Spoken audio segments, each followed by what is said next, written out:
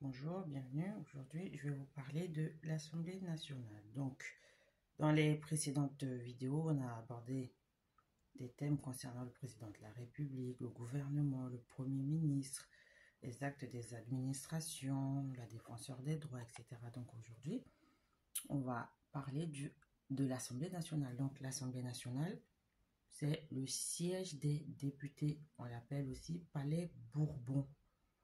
Et donc, il est composé de 577 députés élus pour un mandat de 5 ans au suffrage universel direct. Donc, c'est la chambre basse du Parlement par opposition à la chambre haute qui est le Sénat. On l'appelle chambre basse parce que les députés sont élus directement par les citoyens. Donc, lorsqu'ils sont convoqués aux élections législatives, ce sont eux-mêmes qui mettent les bulletins dans les urnes. Donc, ils sont élus directement et ils sont plus proches de la population, d'où l'expression de la chambre basse.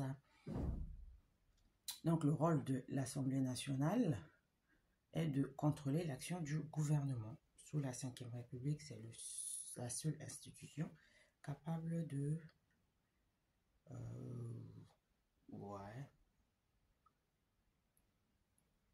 de renverser le gouvernement en votant une motion de censure.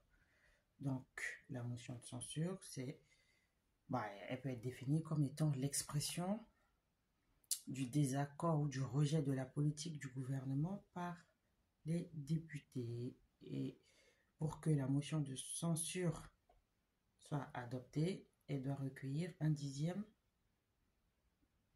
de membres du Parlement. Je vous laisse faire le calcul. 577 divisé par 10. Bon, on va pas avoir 57,7 députés, mais 58 députés au moins. Et elle ne peut être adoptée que 48 heures après son dépôt. Alors, petite précision, c'est que l'Assemblée nationale est censée représenter la nation dans son ensemble. Mais bon, quand on voit la composition de l'Assemblée nationale, il y a de quoi se poser des questions. C'est pas plutôt une caste ou une élite? Ça ne représente pas vraiment la population, c'est pas représentatif de la population actuelle française. Bon, ce n'est que mon avis. Donc,